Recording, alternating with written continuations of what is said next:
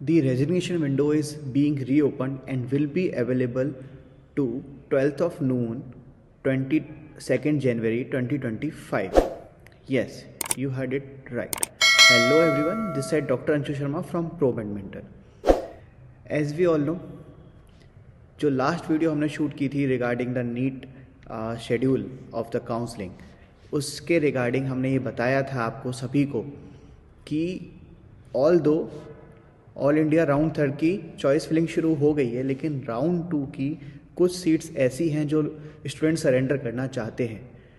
By the common efforts from both the sides, हमारी तरफ से भी और स्टूडेंट्स की तरफ से भी लगातार ये मेल किए गए एमसीसी को, एंड एमसीसी ने इस चीज़ को माना और फिर से रेजिग्नेशन विंडो शुरू की है और वो रेजिग्नेशन विंडो रहेगी 12th of Noon till 22nd of Jain.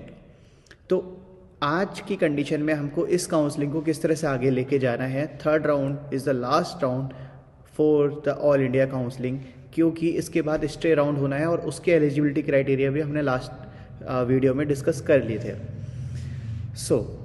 अब इसके मायने क्या हो सकते हैं और ये जो नया शेड्यूल आया है इसके अकॉर्डिंग हमको किस तरह से आगे चलना चाहिए। तो बात करते हैं 12th ऑफ जनवरी से लेकर 23rd ऑफ जनवरी सुबह 8 बजे तक। अभी तक आपके पास चॉइस फिलिंग करने का समय है, तो मेक श्योर कि जब भी आप चॉइस फिलिंग करें तो चॉइस लॉकिंग उसको ना करें, जस्ट बिकॉज चॉइस लॉकिंग आपको तब करनी है जब आप ऑलरेडी अपडेटेड जो सीट मैट्रिक्स आएगा या फिर आपके पास चॉइस फिलिंग के लिए जो अवेलेबल चॉइसेस हैं उसमें अपडेटेड चॉइसेस रहेंगी, तब जाके आप उसमें पूरा देख के उसको एनालिसिस करके देन आप चॉइस लॉकिंग पे जाएं। और मैं आपको ये सजेस्ट करूँगा, क्योंकि ऑटो लॉक होता है चॉइस लॉकिंग, तो लास्ट आवर तक जो चॉइस लॉकिंग का टाइम दिया जाएगा अपडेटेड वाला, उसमें लास्ट आवर तक वेट करें, जस्ट बिकॉज कि कुछ ना कुछ सीट्स ऐड होती रहेंगी। आपने ये देखा है जब भी आप चॉइस फिल करने जाते हैं, अगर आज आप अपना स्क्रीनशॉट लेंगे चॉइस फिलिंग का तो वहाँ पे नंबर ऑफ अवेलेबल चॉइसेस जो भी दिखा रही है वो नेक्स्ट डे चेंज हो जाती है, just because new seats add रहती हैं और ऐड होती हैं। जस्ट बिकॉज अगर वो सीट्स नहीं ऐड होंगी तो काउंसलिंग में जो लोग सीट सरेंडर कर रहे हैं वो सीट वैकेंट रह जाएंगी। तो इस वजह से वहाँ पे आपको हमेशा अवेलेबल चॉइसेस अपडेटेड मिलेंगी ही। तो आपसे ये रिक्वेस्ट है कि जब भी आप चॉइस लॉकिंग के लिए जा रहे हैं तो प्लीज़ सी कि अभी चॉइस लॉकिंग के लिए कितना समय बचा है।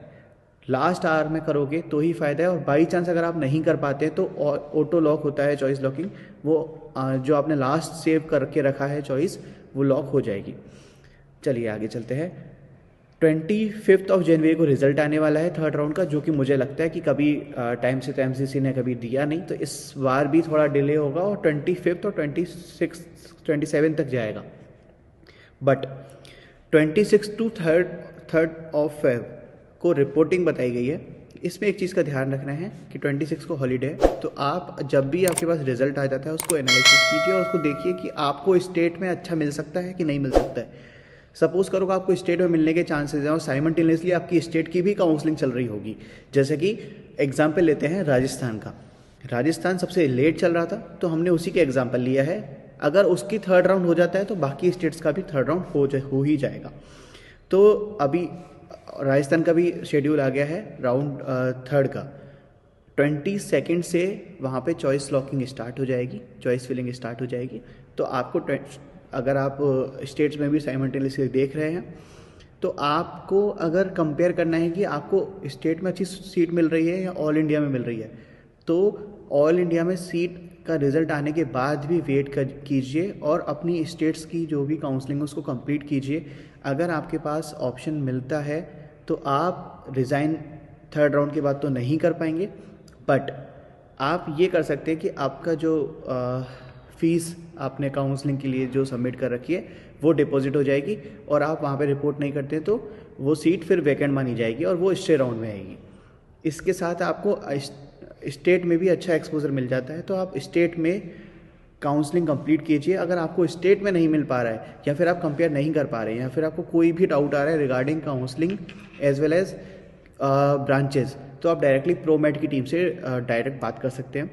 एक और चीज़ यहाँ पे बताना चाहूँगा, ये जो डिले हुआ है इसकी वजह से दोनों को फ़ायदा होगा। जो 3rd राउंड है एंड स्टे राउंड दोनों में सीट्स इंक्रीमेंट होगा, क्योंकि जहाँ पे सीट ब्लॉकिंग कर रखी थी अब वो सीट ब्लॉकिंग वाली कंडीशन ख़त्म हो जाएगी।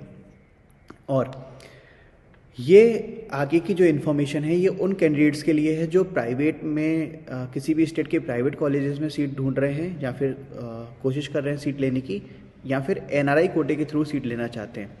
देखिए, all over the India NRI कोटे के लिए बहुत बड़ा स्कैम चल रहा है, और अभी कुछ न्यूज़पेपर की हेडलाइंस आपको फ्लैश हो रही होगी, वहाँ पे भी उन्होंने साफ साफ बताया है कि approx 50% of the NRI candidates are fake. तो इस बार एमसीसी के रूल्स काफ़ी टाइट हैं, काफ़ी स्ट्रिक्ट हैं। अगर आपके पास as per the requirement documents नहीं हैं तो please don't take seat in NRI quota. Otherwise आप सीट भी ले लेंगे, आपका बहुत बड़ा अमाउंट भी लग जाएगा और आपके पास लास्ट में एडमिशन आपका कैंसिल हो जाएगा। So being a senior it's our moral duty कि हम आपको अवेयर करें और सही चीज़ क्या है वो आपको बताएं। इसकी वजह से क्या होगा, बहुत सारी एनआरआई सीट्स कन्वर्ट होती है। जब आप थर्ड राउंड कर लेते हैं स्टेट का और स्टेट के थर्ड राउंड होने के बाद में एनआरआई से एडमिशन नहीं होता है तो वो सीट्स कन्वर्ट होती है और फिर स्टेट का स्पेशल स्टे राउंड होता है उस स्टेट के लिए। वहाँ पे आपको चांसेस मिलते हैं उस एनआरआई सीट को प्राइवेट वाली सीट में लेने के, जहाँ पे बहुत ही नॉमिनल फीस रहती है। तो इसका सारा डेटा हम लोगों ने बहुत ही अच्छे से एनालिसिस कर रखा है, तो ये डेटा हमारे पास अवेलेबल है। अगर आप चाहते हैं कि किन स्टेट्स में एनआरआई कोटे के थ्रू सीट ब्लॉकिंग हो रही है और वो बाद में चांसेस बनते हैं कि वो प्राइवेट में कन्वर्ट हो जाएगी, तो वो हम आपसे डायरेक्टली शेयर कर सकते हैं। You can contact to the given number directly. चलिए आगे चलते हैं।